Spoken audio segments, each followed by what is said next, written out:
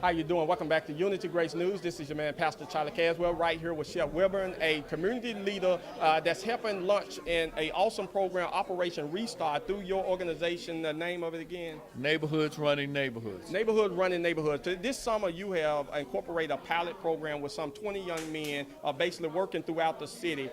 Tell me the impact that you've seen it making on the lives of these young men.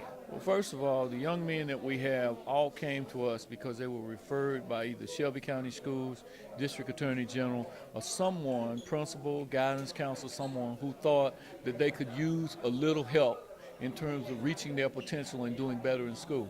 And so these 20 young men came to us from 4 schools, Douglas, Martin Luther King Prep, Hamilton, and Raleigh, Egypt, and they have been outstanding. I mean, they have taken the structure that we provided, everything from how to budget your money to what do you want to be when you grow up, to having a backup plan, to working and knowing that when you work, you get paid. If you don't work or you're late or you're not on time, you don't get paid.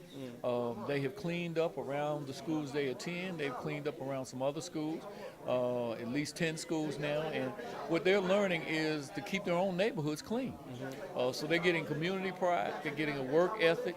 They're developing self-esteem. They're developing teamwork. And quite frankly, I have been just completely satisfied at the growth that these young men have had. And so in this time of 5 weeks, I believe they've been with you, do you feel that's enough time, or do you feel that this should be a year-round program for these youth to be able to really make the impact that you're looking for out of this? Well, we hope that we can extend it to year-round. Originally, the program was going to be 8 weeks, and because of delayed funding, we cut it to 6 weeks, and we're now in the 5th week. But it was supposed to be for the whole summer, from June through when school started back. And we didn't start until almost the end of June. But that notwithstanding, if it were a year-round program, we think these young people would have something to do after school. They could make a few dollars. It would certainly keep them off the street.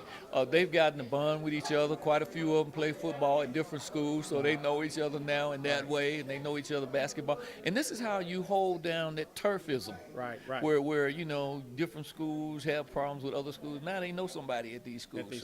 So it's not like that's the enemy. It's about relationships. Right. And they built those, and they've developed self-confidence in themselves. They now can express themselves. A lot of them were shy when they came to the program. Right. You saw them speak out. A lot of them did interviews on their own, able to handle themselves. It's been great. Right. I wish that we could extend this year-round. Yeah. This is the kind of thing that not only my organization, Neighborhood Running Neighborhood, but other organizations such as yours and such as all of these other social service organizations that we have can do. Right. I know you have a lot of young people this summer too, and you wish that they could go year-round. Right. If we could keep these young people occupied and doing something, I guarantee you it would be less violence, it would be less crime, and it would be more productive taxpaying citizens in this community. And when you say that, then this is not just a problem of government. This should be a community-wide, right? Corporations, private, and other funders supporting programs like this, right? Absolutely. Corporations and foundations need to invest in our children.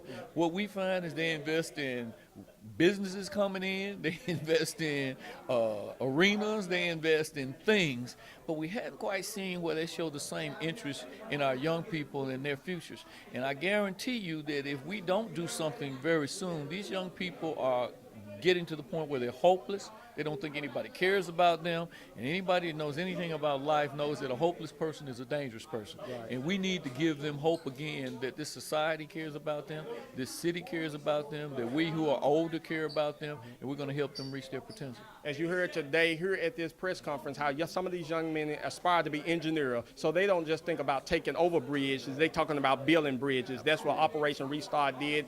Mr. Shep Wilburn, we thank you for your leadership, and thank you for what you're doing right here at Unity Grace News. God bless. Thank you, Charlie, for having me.